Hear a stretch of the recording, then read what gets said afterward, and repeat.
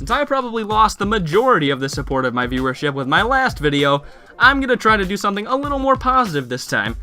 It must have been a few months ago now that Nintendo crushed my dreams and officially panned the Virtual Console. That was it. The Switch Virtual Console was dead. The N64 thought about pressing charges, but agreed not to. Nintendo is going to have the classic games available through the online service be the way classic games would be played on the Switch. And based on the way it appears, the Virtual Console is not only not coming to the Switch in any form, but it also seems to be a thing of the past. Gone forever. But is this it? Is this truly the end? Or can the Virtual Console, in some way or another, ever come back?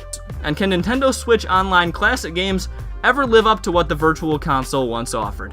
Hello all 332 of you, I'm Red Quan, and can the Switch Virtual Console still happen? Admittedly, things don't look very promising. Nintendo clearly has no plans to bring it back anytime soon, and if we're being honest here, a lot of people really don't care. It's your own fault you bought Super Mario Bros. 3 4 stinking times. Don't blame the system. I don't want to hear it. So hoping for anything anytime soon is pretty bleak. It's unlikely that a similar service will come along anytime in the near future. But hope is not all lost, because if we look at the reason why the Virtual Console has been discontinued, there might be a point in the future where that reason no longer applies, and the Virtual Console can rise again. Yay! I think it's pretty clear that the major reason the Virtual Console has been discontinued is because of the Switch Online service. The Virtual Console must have been pretty darn easy and profitable for Nintendo, and for me at least, it's been a huge selling point on their systems. Not that something applying to me means anything, but the Virtual Console is something Nintendo would definitely do if not for other factors they thought could be more profitable. So it's the Nintendo Switch Online service that Nintendo really wants to become big. They really want people to jump on board and start paying for the subscription to pay online. And to do that, Nintendo is leveraging their classic games as part of the subscription package. If you get Nintendo Switch Online, you have the ability to play any of a number of NES games, and at some point probably games from other systems too. And that is one of the big draws to the service. If someone is on the fence about getting the subscription, having these great games available might put them over the edge. Nintendo will be having people pay to play online for the first time, so they'll want to make sure they get as many people in as they can, as fast as they can do it. And the best way to do that is to have a bunch of cool stuff that people will have no way to get without the service. So to make the Nintendo Switch Online service as desirable as possible, they need the classic game system there to be the only way to play them, which means that the Virtual Console can't coexist.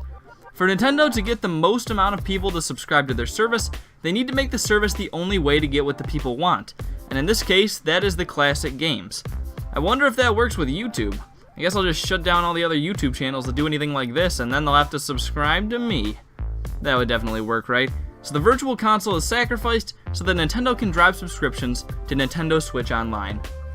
But is that a permanent change? Does Nintendo have to limit their classic games to the platform forever to drive subscriptions? I don't really think they do. The most important thing at this point is trying to get off to a great start and have a strong online play side of things. They need as many people to sign up out of the gate as possible. But once that thing has already been established, it's not going to be such a big deal to get as many people as possible in.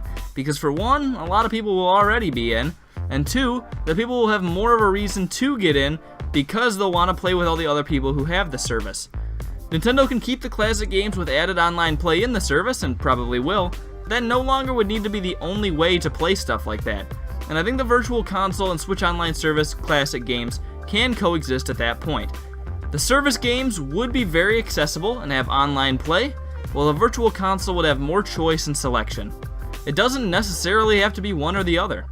Once the games with the Switch Online service don't need to be the exclusive way to play Nintendo's classic games on the Switch, the Virtual Console could theoretically come back, seeing as the two operate differently and serve different purposes. That doesn't necessarily mean it will, and Nintendo seems to have no plans to do it anytime soon, but I don't think all hope is lost just yet.